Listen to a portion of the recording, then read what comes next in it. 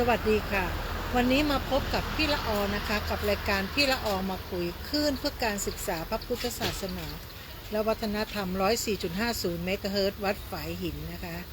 ก็ไม่ได้พบเจอพี่ละออไม่ได้มาจัด2 อาทิตย์ที่แล้วก็ไม่สบายนะเสียงไม่มีเสียงแหบเสียงแห้งก็ช่วงนี้อากาศเปลี่ยนแปลงนะคะเพราะพี่ละออเป็นภูมิแพ้เนาะเสียงจะหายไปเลยไม่มีเสียงตอนแรกก็จะมาจัดอาทิตย์แรกนั้นก็ไปดอยนะคะวันนี้ไม่ได้ไปไหนก็เลยมาจัดหายดีเป็นปกติแต่ก็ต้องดูแลตัวเองเพราะว่านอนน้อยแต่ก็ได้นอนไอ้ที่เสียงแหบเสียงแห้งเสียงหายเพราะว่าพักผ่อนน้อยนะคะก็ไม่เป็นไรดูแลตัวเองกันไปนะคะก็สำหรับค่ำคืนนี้นะคะเป็นวันที่28เข้าสู่วันที่1ถ้าเที่ยงคืนไปแล้วก็เป็นวันที่1มีนาคมวันที่3มีนาคมนี้ก็ตรงกับเป็นวันอังคารนะคะตรงกับวันมาฆบูชานะคะก็ขึ้น15ค่ำวันมาฆบูชาก็ทางวัดฝายหินมชนะคะก็จะจัดกิจกรรมนะคะตักบาตรเหมือนเช่นเคยนะคะที่ลานวัฒนธรรมถนนเส้นวัฒนธรรมนะคะก็ตั้งแต่บนวัดฝายหินลงมาเลยนะคะก็เริ่มตั้งแต่ประมาณ7 โมง 6 โมงเนี่ยพระฉันเช้าเสร็จเรียบร้อยแล้วก็นิมนต์ลงมานะคะแล้วก็จะมาสวดมาเทศก่อนที่เราจะได้มีการใส่บาตรก็ช่วงประมาณ7 โมงครึ่งบ่เกิน8 โมงนะคะก็ใครที่สะดวกแล้วว่างนะคะก็มาร่วมกันตักบาตรได้ข้าวสารอาหารแห้งนะคะก็เนื่องในวันมาฆบูชาของเรานะคะซึ่งเป็นวันดีๆเป็นวันแห่งเขาเรียกว่าศาสนาพุทธนะคะวันวาเลนไทน์เรายังทำเรายังเที่ยววันนั้นวันนี้เราก็จะไปหมดอันนี้เป็นวันของทางศาสนาพุทธของไทยนะคะก็ขอให้สืบสานประเพณีต่างๆนะคะให้มันยาวนานก็ขอให้เด็กรุ่นใหม่นะคะไม่ว่าใครทั้งนั้นนะคะก็มาร่วมสานต่อกันนะคะแล้วก็ร่วมกันทำบุญนะคะเราอย่าไปมองว่า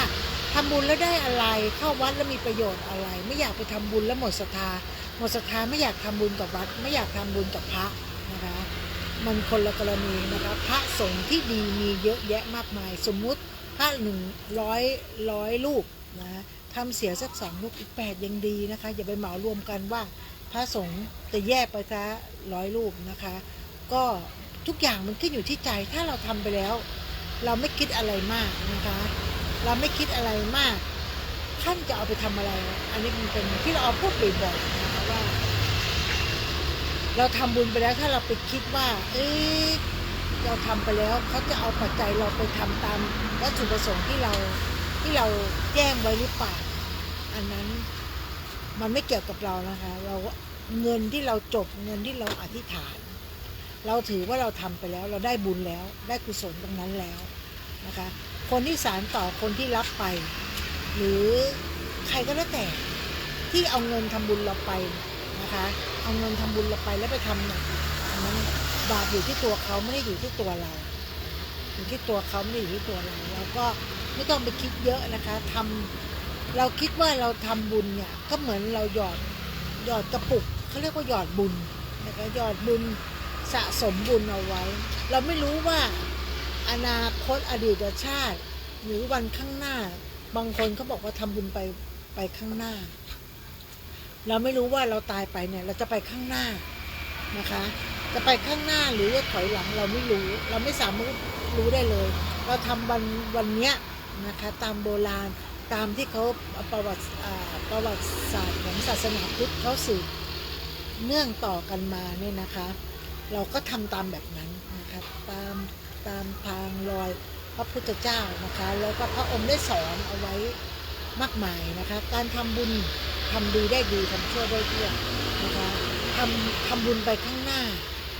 บางคนเขาก็บอกเราทำบุญไปข้างหน้าเราไม่รู้ว่าเราทำบุญไปเนี่ยเราจะได้หรือไม่ได้มันก็ต่อเขาเรียกว่าแต้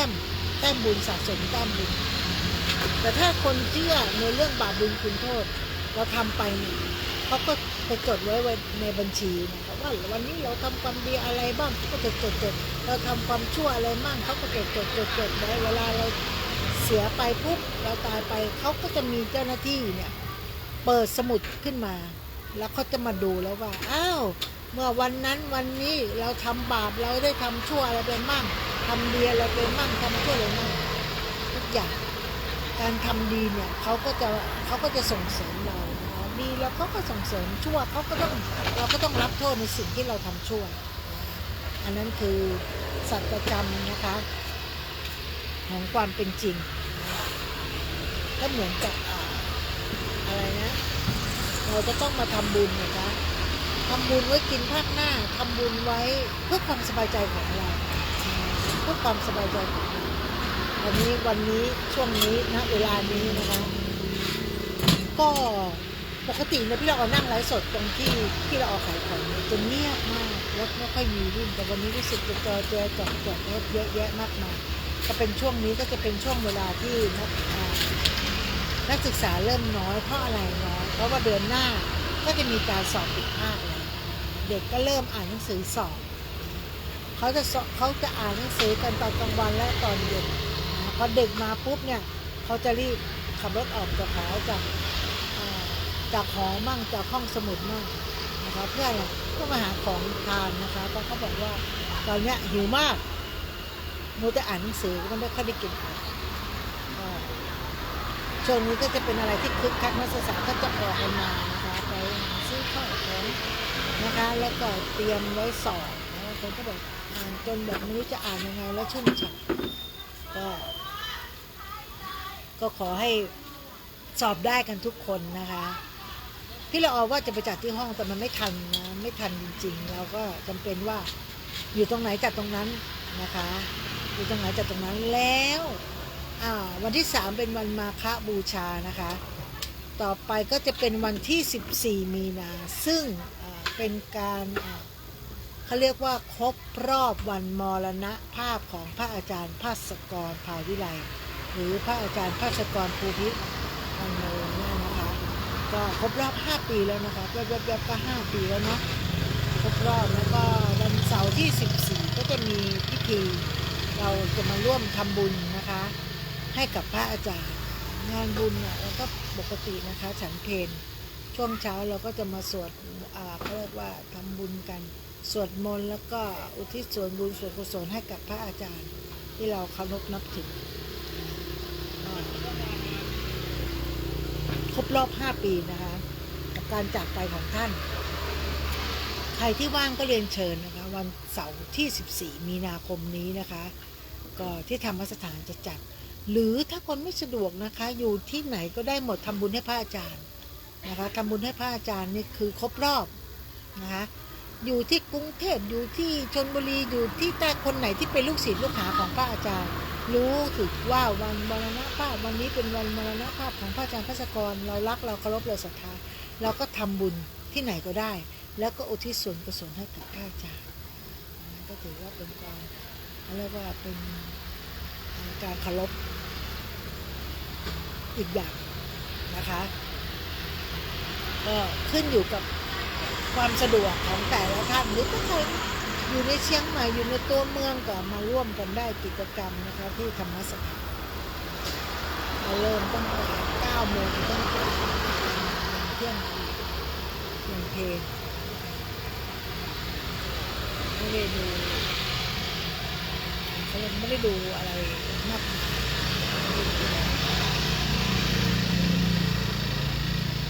เชิญได้นะแล้วที่ผ่านมานะคะเมื่อเดือนกุมภาพันธ์พี่ละออก็ไม่ได้มาพี่ละออก็โมจะไปทำดอกกุหลาบจากอะไรนะผ้ากำมะหยี่ดอกกุหลาบขายวันวาเลนไทน์นี่แหละขายงานแล้วก็ต้นนั้นก็จะมีงานไม้ดอกไม้ประดับนะคะแต่ละที่ก็เราก็ทำดอกไม้ไปขายซึ่งถามว่าขายได้ไหมขายดีกำไรงานกำไรใช้ได้โอเคเลยนะคะแล้วก็แต่ก็เสียเวลานิดหน่อย ก็เลยไม่ได้มาจัดรายการมัวแต่นั่งทำดอกกันไปขายทำและขายทำและขายเป็นอะไรที่เราก็ต้องฉกฉวยนิดนึงนะคะเพื่อตอบสนองปัญหาของตัวเก่าที่ชอบดอกไม้เราทำเองเราเห็นของเขาทำเราไปซื้อมาทำไมฉันชื่นชอบนี่ก็ขึ้นอยู่กับแต่ละบุคคลขึ้นอยู่กับแต่ละบุคคล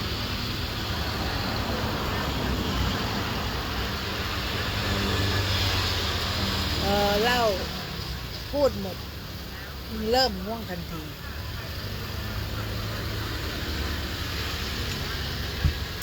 ตอนแรกงานพระอาจารย์ภัสกรพี่ละออว่าไม่ได้อยู่ร่วมแน่ไม่ได้อยู่ช่วยเพราะว่าพี่ละออจะไปทริปน่านนะคะก็ไปที่เก่าที่เราไปติดลมกันก็จะไปอันนี้ก็พอดีแต่ละคนไม่สะดวกไม่ว่างมั่งแหละติดภารกิจนู่นนี่นั่นก็เลยเลื่อนพี่ละออก็เลยได้สบายก็เลยได้มาร่วมงานกับพระอาจารย์ร่วมงานวันรำลึกวันมรณภาพนะคะของพระอาจารย์ภัสกรนะคะแล้วก็เราก็ได้อยู่ร่วมฟังสวดพระอภิธรรมนะคะแล้วก็หลายๆอย่างที่ได้อยู่ร่วมปกติทุกปีนะจะช่วงนี้ที่เราไปดูแล้วก็พอเลื่อนมานะคะวันที่19 20 21ก็จะเป็นพฤหัสศุกร์เสาร์เราก็จะไปทำบุญนั่นแหละตรงนี้ก็จะเป็นการตอนนั้นที่ขอเข้ากันไปนะเข้ากันไปก็จะเป็นงานของพระอาจารย์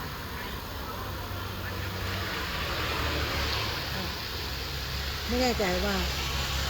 งานพระอาจารย์เนี่ยก็คือเขาก็จะจัดที่กรุงเทพก็จัดปริมณฑลก็จัดแล้วกลิ่นไหม้ก็กลิ่นไหม้อะไรที่ไหน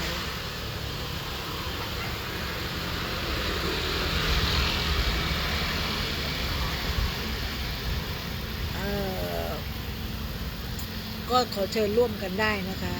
และอย่าลืมนะคะวันที่3เรามาตักบาตรกันนะคะก็ที่วัดฝายหินนะก็จะมีพระแม่เดินมาจากบันไดหน้านะคะสวยงามลงสู่ประตูวิศวะนะคะ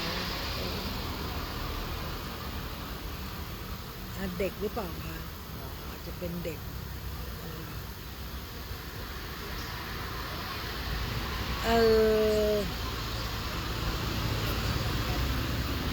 ใครที่จะร่วมบุญร่วมธรรมตอนนี้พี่ละออยู่ข้างนอกก็ไม่ได้มีหมายเลขบัญชีของทางวัดนะคะแล้วก็ของธรรมสถานเพราะว่าจะลงว่ามาร่วมบุญมาร่วมทำบุญแล้วก็ร่วมทำบุญกับวัดฝายหินกับตำบลกับธรรมสถาน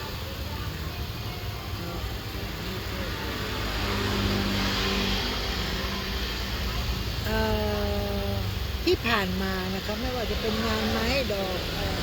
ไม้ประดับแล้วก็งานไม้ดอกแล้วก็ให้มุดถังนะคะมุดถังซึ่งในนั้นเนี่ยเขาเรียกว่าอะไรในการทำบุญกับวันที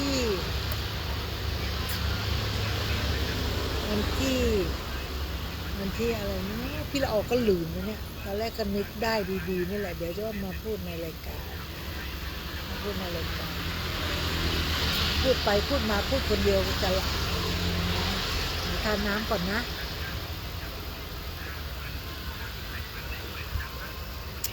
รายการเนี่ยพี่ละออกไม่ได้จัดมา2 อาทิตย์ก็เป็นอะไรที่คิดถึงนะเราปกติเราได้พูดได้คุยได้แชร์ประสบการณ์กันนะคะเพราะว่าใครที่ว่างนะคะวันที่14มาที่ธรรมสถานก็จะเจอพี่ละอองเป็นวันเสาร์ก็มาร่วมทำบุญกันให้กับครบรอบ5 ปีนะคะพระอาจารย์ภัสกรแล้วก็วันที่3เรามาทำบุญตักบาตรกันนะคะจากอาหารแห้งนะคะที่ขวงประตูวัฒนธรรมประตูวิศวะประตูสถาปัตย์ประมาณ ก็จะตรงกับทางวัดไตรดินก็จะเดินลงมาในนาคมานะคะแล้วก็มารับบาตรจากพวกเราทุกคนก็ถือว่าเป็นงานที่สุดยอดนะถึงเวลานั้นเราก็จัดกิจกรรมเขาเรียกว่าได้อะไรเอาไว้ก่อนแล้วให้มาทำแล้ว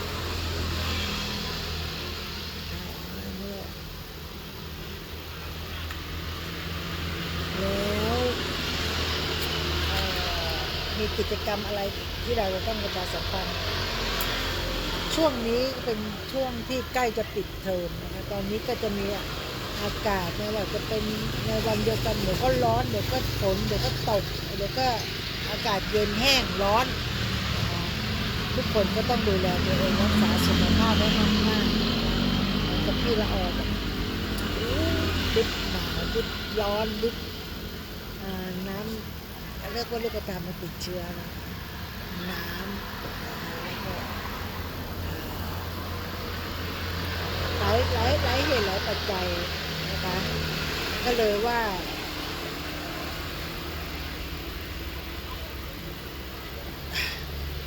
พอดีพิษเข้าตาแสบตาก็เลยขยี้ตาตกใจนึกว่ายิ้มออกมาแล้วฟันหาย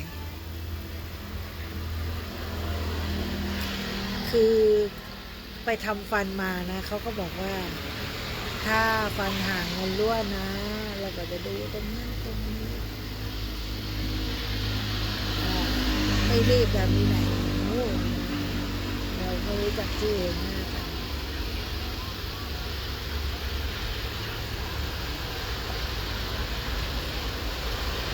แล้วก็ที่เราจะพูดเรื่องอะไรนึกไม่ออกแต่ที่รู้วันที่19 20 21 22ไปแจกของบนดอยแน่นอนจะไปทำก๋วยเตี๋ยวกันอีกแล้วคราวที่แล้วที่ไปปางอุ่มนั่นทำ300 ถ้วย300แต่ว่าคนเนี่ยประมาณไม่ใช่ทำเลี้ยงก๋วยเตี๋ยว 3,000 ถ้วยนะคะแต่คนเนี่ยมาประมาณสัก 2,000 ที่เหลือหมด 3,000 ถ้วยเพราะอะไรเพราะว่าแต่ละคนเขาจะขอเบิ้ลก็ให้เบิ้ลนะคะแต่ว่าต้องไปต่อแถวจะมาแล้วก็ให้อ่างออกก็เขาเรียกว่าต่อบุญเอายอด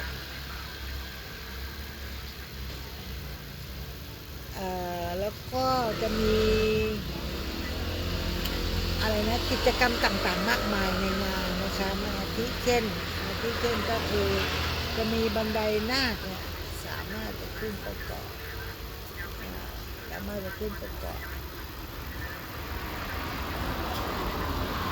ส่ว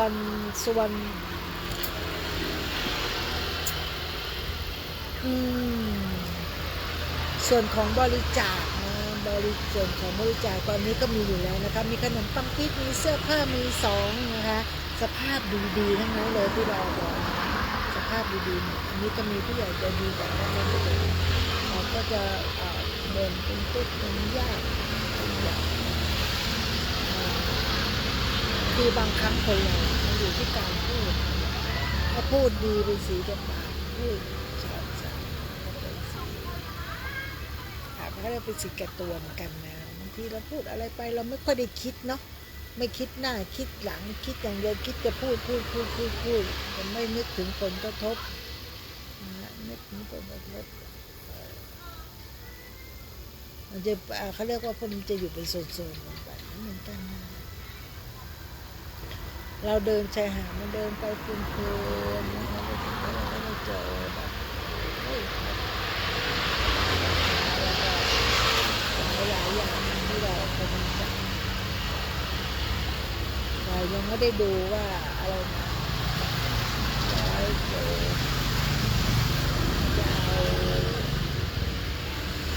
จะเอาใคร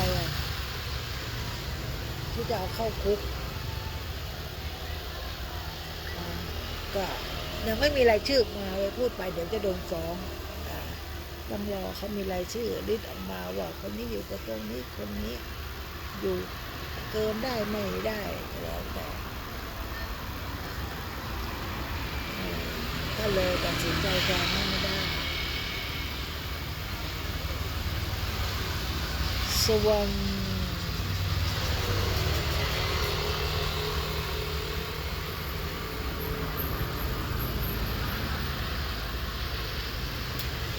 เงียบไปช่วงวินาที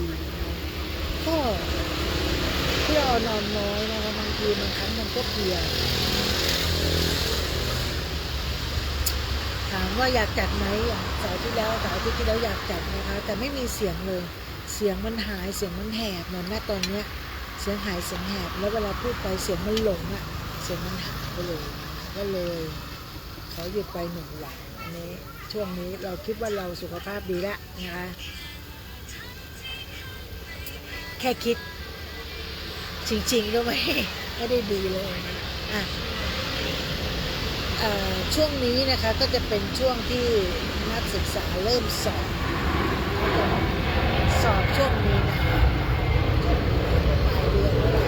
สอบเสร็จก็ปิดซัมเมอร์ไม่แน่ใจว่าจะซัมเมอร์หรือไม่ซัมเมอร์เพราะว่าน้องก็เป็น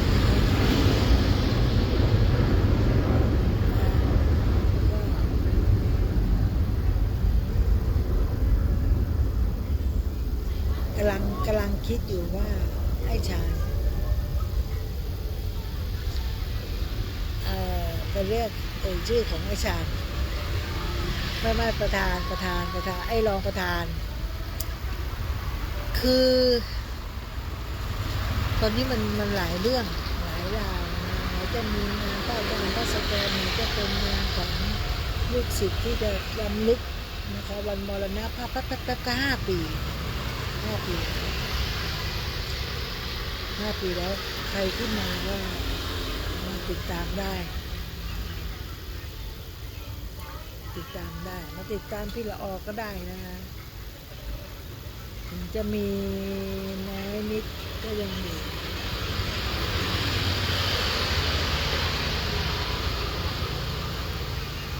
แล้วอีกอย่างหนึ่ง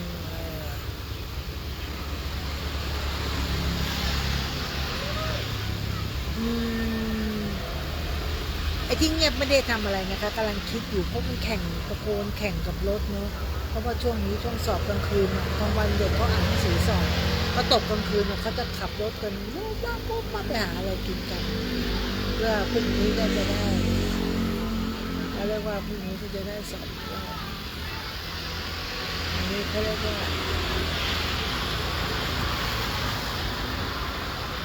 เดี๋ยวที่หยิบมามันก็เกินมาแต่ก็โอเคนะคะ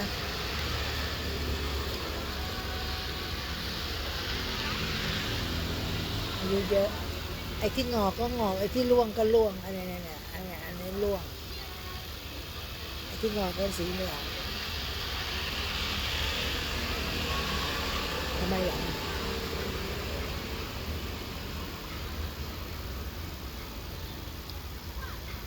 ก็แล้วแต่เพิ่งจะเที่ยงครึ่งใครว่างนะคะก็มาช่วยพี่ละออจัดนะคะมาจัดเป็นคู่กันก็ได้พี่ละออจะได้ไม่เหงาไม่ง่วงนะคะบางทีข้อมูลมันก็จะย้ำอยู่นะว่าข้อมูลหนูอะไรทุกอย่างให้ลองเล่เปลี่ยนไป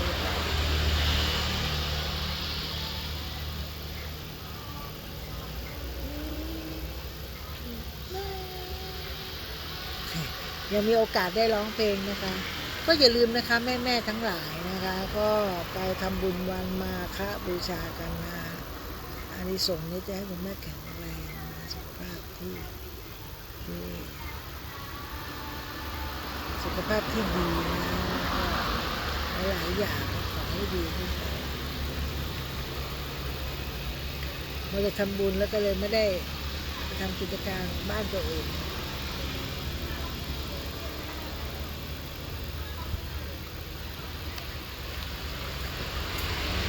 ช่วงนี้ก็จะมีฝนพายุเข้านะตอนนี้ก็ทุกอย่างเศรษฐกิจย่ำแย่เพราะว่าเขาจะลบกันและอิสราเอลเขาเรียกว่าอเมริกา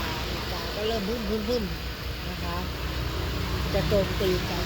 นะคะถ้าเขาโจมตีกันปุ๊บกับรัสเซียอิสราเอลก็เป็นส่วนหนึ่งที่จะได้ผลกระทบมันก็จะลำบากเขายากหนักแทนประเทศไทยก็ไม่รู้จะเป็นเราจะอาจจะเขาเรียกว่าอะไรนะ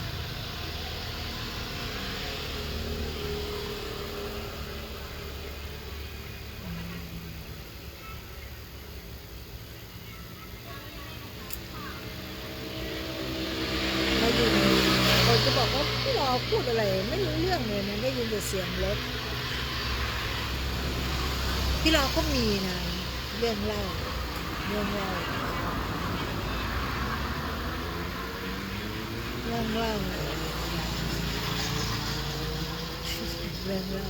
เรื่องเล่าก็มีอยู่ว่าผสมโซดาเลยน้ำแข็งนะก็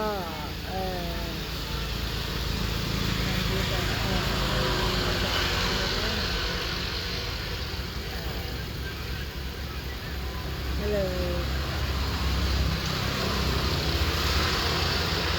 ก็ดูในน่านเป็ดก็มันพูดเรื่องนี้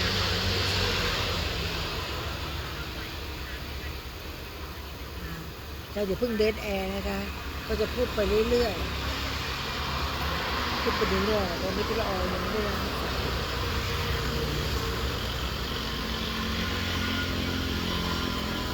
จะพูดไปเรื่อยๆนะจะพูดอะไรมีอะไรก็พูดแมวที่บ้านพี่ไม่แน่ใจว่าชอบหรือไม่ชอบแต่ตอนนี้เรียกว่าเลิก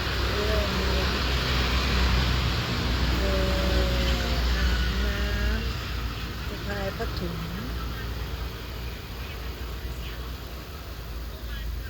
แล้วก็กำลังคิดอยู่นะคะว่าโอ้เงียบหูสักทีหนึ่งนะก็ได้มายินเสียงทางวิทยุนางรถประจักษ์ก็ได้ยินบอกว่า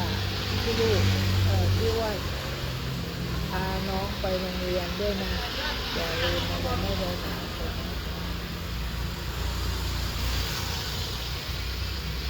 ก็เราทำกิจกรรมต่างๆได้ดี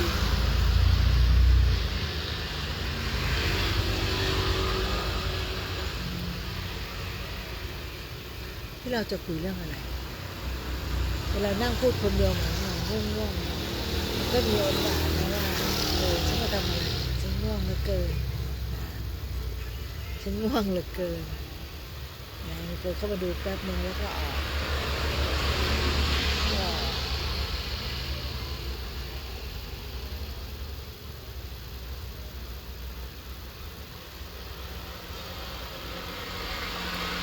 คือเพิ่งเดสแอร์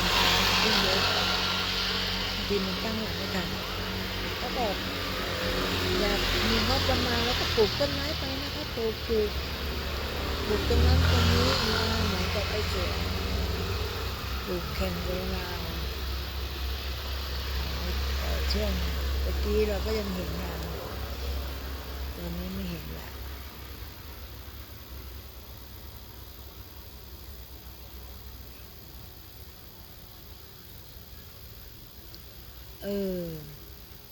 จะมานั่งหลับหน้ากล้องไม่ได้นะก็อย่าลืมแล้วกันพี่ละออก็ไม่รู้จะพูดอะไรนะคะแต่ว่ามาบอกบุญนะก็วันที่3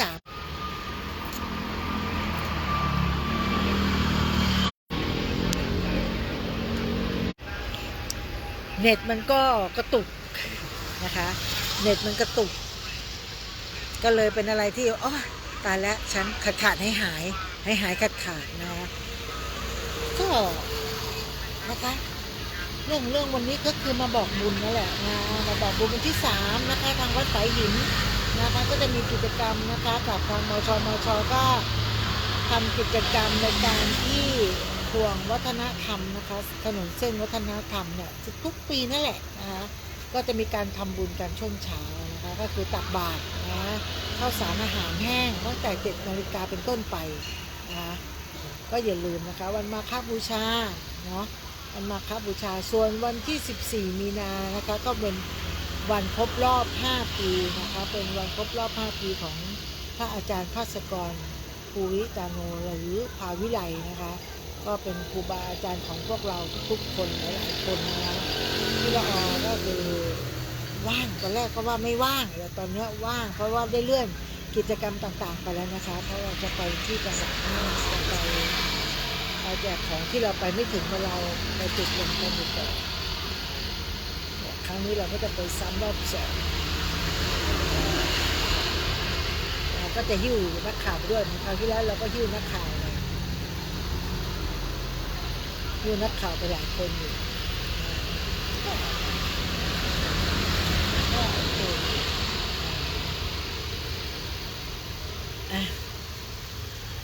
มีเรื่องอะไรต้องมาเล่ามาคุยกันอีกไหมจริงๆนะพี่ละออก็มีเด็กๆถามกันเยอะนะคะว่าพี่ละออทำไมไม่เล่าเรื่องหรอเราก็เลยบอกว่าไปดูฟัง The Ghost The Ghost ตอนนี้กำลังดังได้ท็อปทิปได้เขาเรียกว่าได้รางวัลมากมายนะในการที่ประสบการณ์ที่มีคนโทรมาเล่าเรื่องหลอนหรือประสบการณ์ของตัวเองส่วนมากจะ The Ghost เนี่ยก็จะเป็นประสบการณ์ของทางบ้านพี่เราก็เลยว่าเข้าไปฟัง YouTube แต่เนาะ รายการดีๆมีเยอะนะพี่ละออเนี่ยสมัยก่อนที่จัดรายการผีเพราะมีประสบการณ์ของตัวเองนะคะประสบการณ์ที่ตัวเองเจอมานะเจอมาเยอะตั้งแต่เด็กๆมาเลยแหละนะคะเมื่อตั้งแต่เด็กๆน้องๆมาเขาเลยถามว่าเขาไม่อยากเจอจริงๆพี่เราก็ไม่อยากเจอนะทุกคนไม่อยากเจอหรอกนะแต่มันก็ไม่รู้เหมือนกันทำไมต้องเจอแล้วเราต้องทำบุญก็มีครูบาอาจารย์เขาบอกว่าการที่เขามาให้เราเห็นเนี่ยก็ถือว่าเป็นความโชคดีของใครของเขาและของเราเห็นปุ๊บใจคอไม่ดีพวกนี้เราต้องทำบุญทำไมคะทำบุญแล้วก็อุทิศส่วนกุศลให้กับคนที่เราเจอนะเราก็ต้องทำบุญให้เขาใช่ปะเขาก็ได้อานิสงส์ตรงนั้นได้บุญด้วยเราก็ได้บุญเขาก็ได้บุญนะคะก็แฟร์กันทั้งสองฝ่ายจะถามว่าอยากเจอไหมไม่อยากนะคะอยากมีประสบการณ์ตรงนั้นไหมไม่นะไม่แต่เพราะว่าพี่เราเจอมาเยอะนะคะเจอมาเยอะมากๆแม้แต่เราจัดรายการในห้องส่งก็ยังเจอไปที่สถานีก็เจอนะครั้งนี้คนเราไม่ได้เฟกใช่ไหมคะเราเจอด้วยประสบการณ์เราตั้งแต่เด็กมาจนถึงเมื่อสมัย10 ปีที่แล้วที่เราจัดมาเราเจอมาตลอดแหละนะคะไม่ว่าจะเห็นด้วยตาเนื้อหรือสัมผัสได้หรือมาในเราก็เล่าไปจนหมดแล้วครั้งเนี้ยต่อมาเราไม่จัดรายการไม่เล่าเรื่องหลอนไม่ขนขวายมันก็ไม่เจอเราก็ไม่รู้จะเอาเรื่องอะไรมาเล่านะคะเพราะว่าเราไม่สามารถที่จะแต่งเรื่องเป็นนิยายขึ้นมาหรือเขียนพล็อตมาก่อนเมื่อก่อนเนี่ยบางทีหาไม่ได้เขาก็จะมีคนเนี่ยส่งมานะส่งเรื่องหลอนมาให้เราเนี่ยแชร์ประสบการณ์เดี๋ยวนี้เขาก็จะไปส่งในช่องดังๆมากกว่าก็คือรายการโดยช่องส่วนมากหนูนี่จะเป็นเดอะโกนะคะ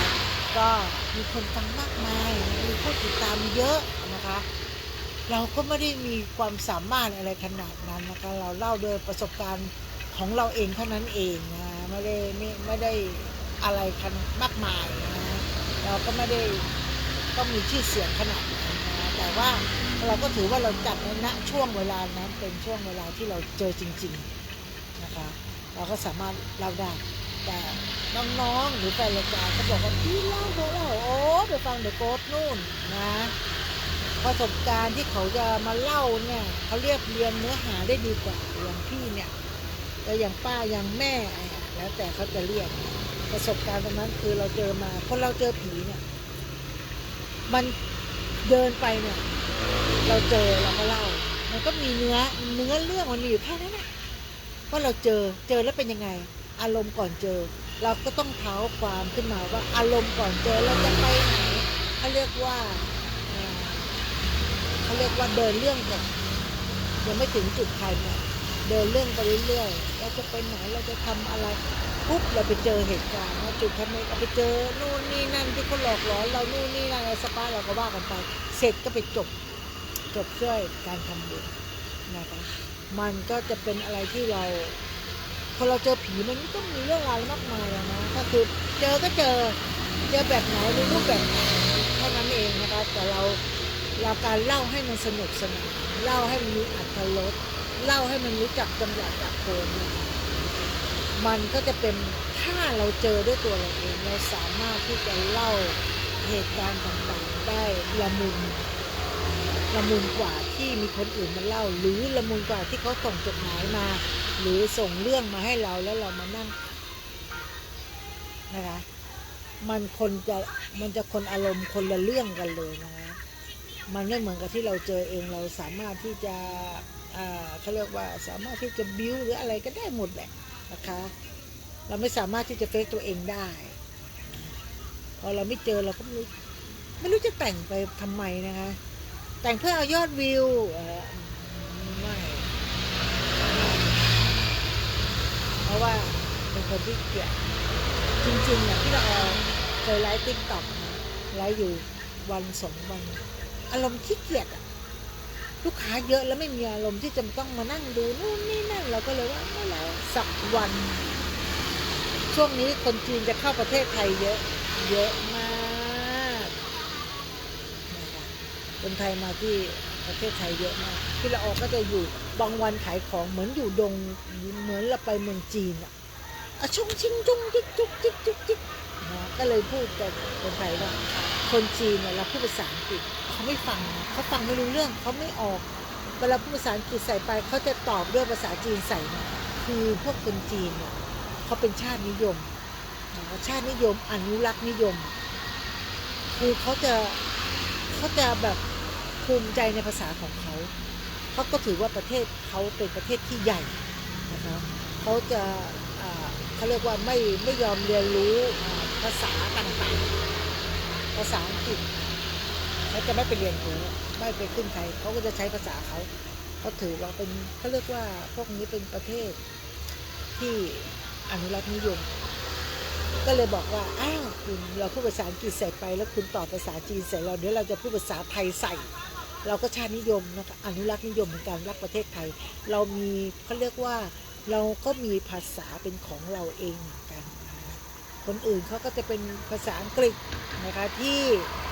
สืบต่อเนื่องกันมาหลายประเทศเขาเรียกว่าเป็นภาษากลางนะไปที่ไหนรับรองได้พูดภาษาอังกฤษเนี่ยอยู่ได้ทุกที่นะคะเราสามารถสื่อสารได้หมดทุกที่อันเนี้ยเราเป็นคนไทยเรามีภาษาไทยนะคะเรามีภาษาไทยวัฒนธรรมไทยเราก็สามารถที่จะไม่มีใครมาเอาของเราไปใช้ได้นะคะอย่างเก่งที่เขามาหัดพูดภาษาไทยเขาก็จะเป็นแค่ว่าเขาเป็นผู้อาศัยเขาไม่ได้อยู่ในประเทศไทยเขามาประเทศไทยปุ๊บเขาก็จะมาอดหลับอดนอนนะคะอดหลับอดนอนเพื่ออะไรเพื่อที่จะมาเขาเรียกว่าอะไรมาร่วมรายการหรือมาพูดคุยเป็นซัพพอร์ตมันก็จะเป็นอีกเรื่องนึงของแต่ละบุคคลนะแฟนคลับแฟนรายการแต่ละคนนะคะก็ขึ้นอยู่กับเขาเรียกว่าอะไรนะขึ้นอยู่กับการกระทำของแต่ละชาติดีกว่าอันนี้ดีกว่านะก็จะเหนื่อยหน่อยนะคะจะถามว่าขายกับคนจีนซื้อเยอะนะถ้าเขากินชิม1 ครั้งแล้วอร่อยนะคะเขาก็จะมาซ้ำ2เดี๋ยวนั้นเลยกินต่อหน้าเราแล้วแหละเขาจะสั่งแค่20-30พอเขาเวิร์กปุ๊บคนนี้เขาจะเข้ามาหยิบเป็น100-200บ่อยเขาก็บอกว่าคือโอเคเขาชอบเขาก็จะซื้อเพิ่มนะคะก็เราก็ดีใจนะดีใจและอีกอย่างที่เราออกขายหม่าล่าก็เป็นอะไรที่ประเทศจีนเนี่ยเขาก็กินหม่าล่าอยู่แล้วมันไม่จำเป็นต้องมานั่งอธิบายอะไรมากมายก็คือคุณกินหม่าล่าประเทศไทยถ้าคุณอยากกินรสชาติของคุณต้องกลับประเทศคุณเพราะประเทศเขาเนี่ยการกินหม่าล่าคือหวานชุ่มฉ่ำนะคะหวานเผ็ดแต่เวอร์ชั่นที่เราเวอร์ชั่นคนไทยคือเผ็ดนำ กลางตรงกลางเป็นเกลือตรงท้ายเป็นน้ำตาลแต่มันก็จะกลมกล่อมแหละนะคะบางครั้งก็จะอาจจะทำให้มันมีให้มันดีเนี่ยพี่ละออก็พยายามอยู่แต่ก็อยากแบบไปเจอเขาบอกไปพี่ละออไปจัดรายการเสร็จหรือว่าเราระหว่างเดินทางไปที่นู่นที่นี่ก็เก็บเกี่ยวประสบการณ์ก็จดไว้ถึงเวลาที่เราจะต้องขายของปุ๊บมันก็ง่ายนะว่าฉันในเส้นทางเส้นสายของเรานี่มาแบบนี้นะเราจะต้องได้เงินแบบนี้นะคะก็เป็นอะไรที่จะต้องเรียนรู้อีกเยอะนะคะเพราะว่าพี่ละออไม่ค่อยได้มีเวลาเต็มเนื้อเต็มตัวเท่าไหร่เราจะขายของนะคะนอนวันละ3 ชั่วโมงเขาบอกว่านอนวันละ3 ชั่วโมงนอนน้อยนะคะแต่ก็ได้นอนนะนอนน้อยแต่ก็ได้นอนดีกว่านอนแล้วไม่ได้นอนเลยนี่แย่นะสุขภาพแย่แค่นี้ก็ตื่นมานี่ก็วิ่งทั้งวันแล้วกินกาแฟเข้าไป2 แก้วแล้วเนี่ยร่างกายต้องการพักผ่อนแต่เจ้าของร่างยังไม่พักผ่อนเลยยันที่ลงคงคังอยู่เลย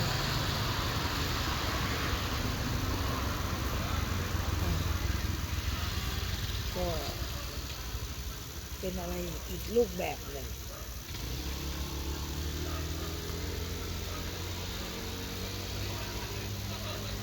เสาร์อาทิตย์หน้า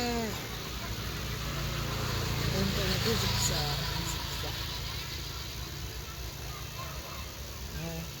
ก็อย่าลืมนะคะมาร่วมทำบุญได้ก็ได้ไปอยู่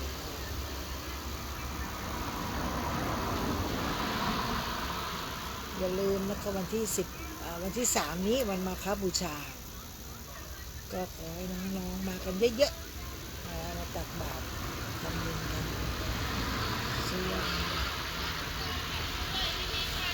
ส่วนวัน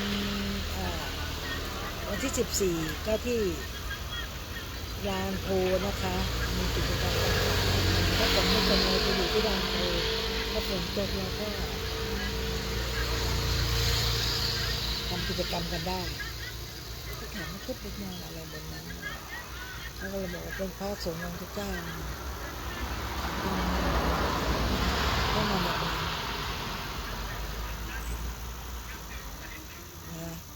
ก็นั่นแหละอย่างที่พี่ละออบอกนะอะไรที่ไม่เคยทำก็ลองทำ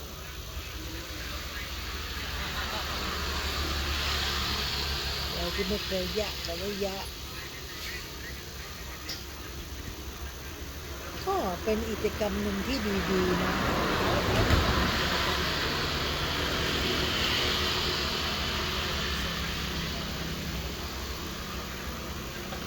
เขาก็จะทำไส้แป้งไส้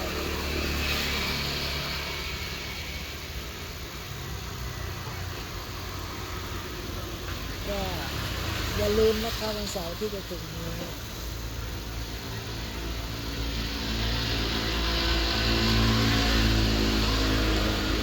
ส่วนวันพรุ่งนี้นะคะวันพรุ่งนี้พี่รอก็จัดเหมือนเดิมนี่แหละเดี๋ยวต้องไปหาข้อมูลก่อน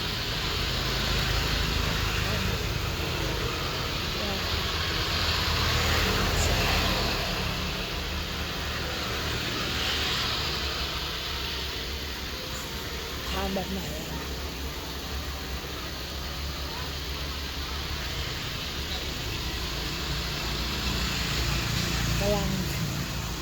กำลังนั่งคิดอยู่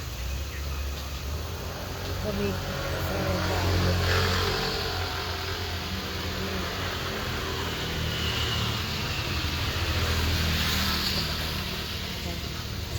ขวบครับเขาเรียกว่าพูดไปคิดไปแล้วก็คิดในใจคนเดียวผู้คนทางบ้านไม่ได้ยินพอคิดเสร็จแล้วปุ๊บมามองอ้าวฉันไลฟ์สดอยู่เขาลงมาเน็ตไวว่ามัน ใบที่เรียกอะไรที่เป็น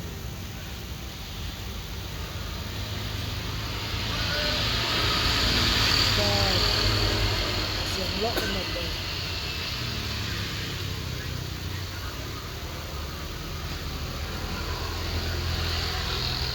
ก็ขอให้ทุกคนปลอดภัยขอให้ทุกคนปลอดภัย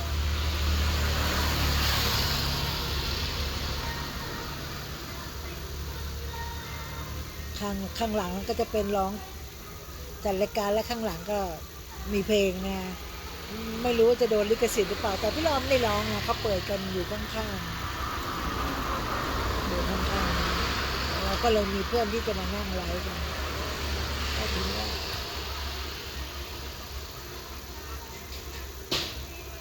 ก็หนูจะโดนลิขสิทธิ์ซะจะโดนลิขสิทธิ์ก็เลยพี่ก็จะเดี๋ยวขอต้องจัดมา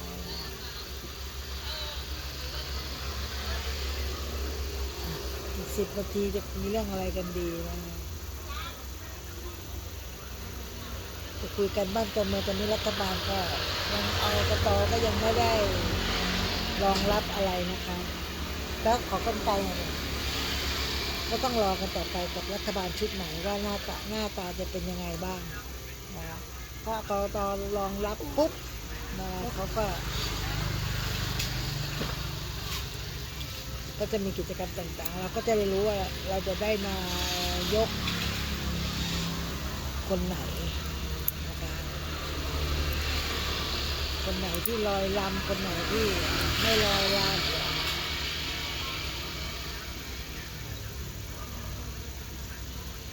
ก็ต้องดูกันต่อไป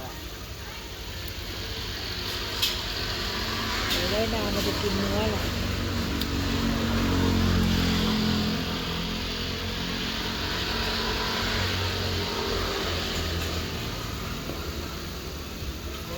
กินเนื้อ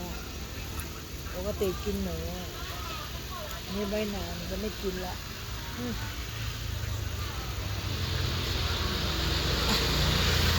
อุ้ยที่เราก็พูดไปเรื่อยนะก็ดีใจนั่นแหละมาจัดรายการมาพูดเรื่องอะไรไปเรื่อยนะเพราะว่าเป็นรายการที่เราออกมาคุยนะวันนี้พี่เราก็เลยมาเมาส์มอยมาโม้มานู่นนี่นั่นนะเสียงมาไงเสียงมาแล้วสติก็มาคราวที่แล้วไม่มีสติเพราะไม่มีเสียงก็ต้องดูแลตัวเองต่อไปบางครั้งเขาไม่ไหวนะจะอยู่ครบจะขายครบอาทิตย์พอเสาร์อาทิตย์จะหยุด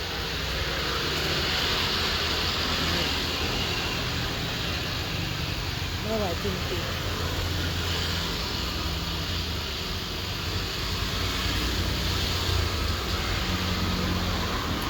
ก็โดนเขาเรียกว่าการขับรถขับราก็ต้องระมัดระวังบนข้างถนนก็ต้องระวังที่รถลักมา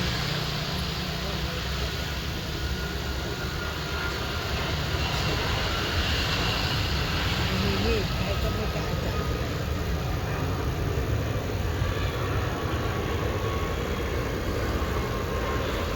อยากได้ไงเราไม่อยากไปพูดเป็นตาบาปแต่แล้วแต่ทางรัฐบาลเอาไว้สิขึ้นกันและกันไม่ก็นะคะพี่เราพูดจนหมดแล้ว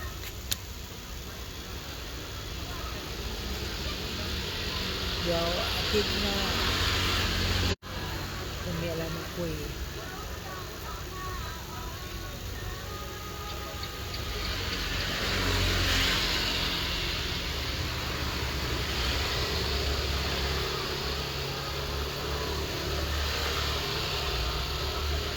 ก็ตรงนี้ใกล้ปิดเทอมเนาะ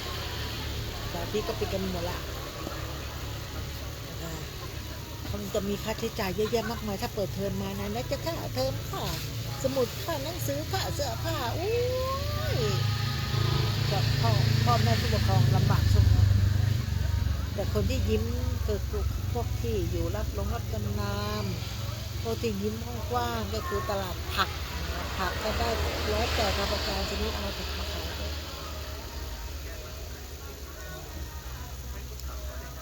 ก็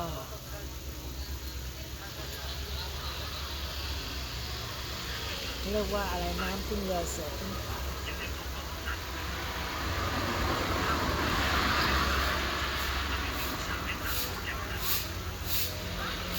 กำลังมองกำลังคิดอยู่เขาว่า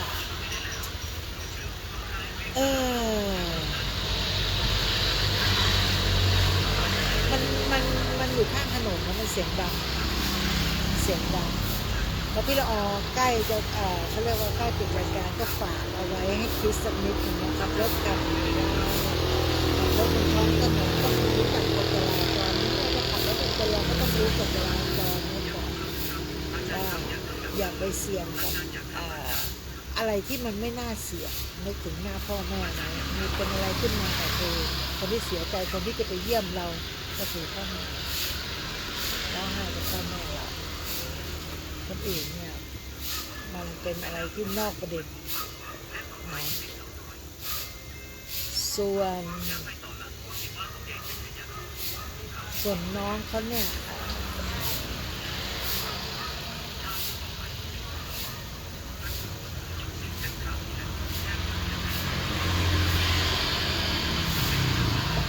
ส่วนเมื่อกี้กำลังวัด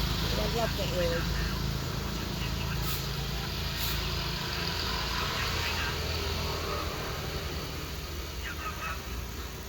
ดีนะที่ซื้อมาก็นั่นแหละ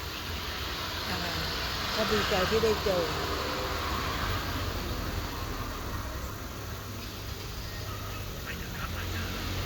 ที่จัดการรายการนี่โทรหาพิมพ์แต่ถ้าเป็นของตุ้นนุ๊กนี่เขาไม่พิมพ์ให้เราเครื่อง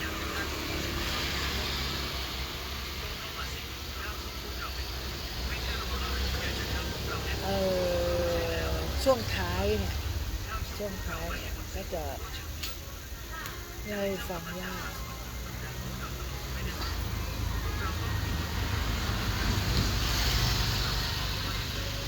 จะได้ใกล้เวลาแล้วนะคะอีก3 นาทีนะคะเราก็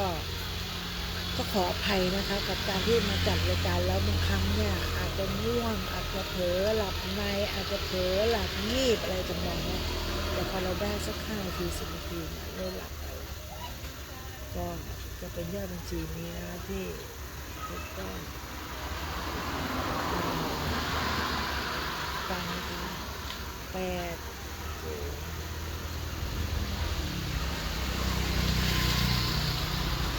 ก็บอกหมายเลขบัญชีของ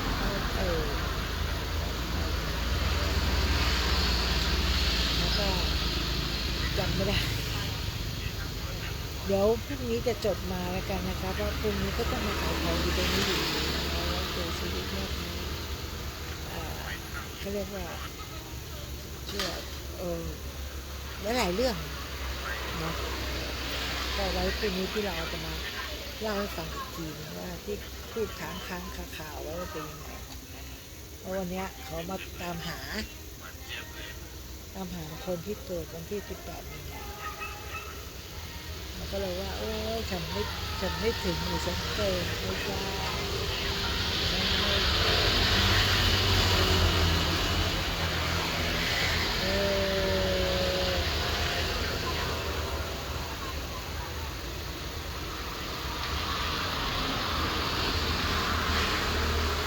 สำหรับอันนี้จะแบบตี 1แล้วนะว่าเจอกันพวกนี้นะคะสำหรับค่ำคืนนี้นะคะก็มาพบกับพี่ละออนะคะกับรายการพี่ละออมาคุยคลื่นเพื่อการศึกษาพระพุทธศาสนานะคะ104.50เมกะเฮิรตซ์ไว้ขายดีแล้วก็เราจะเอาว่าพอถึงเวลานั้นเราไม่ทำมันไม่ได้ก็เลยทำว่า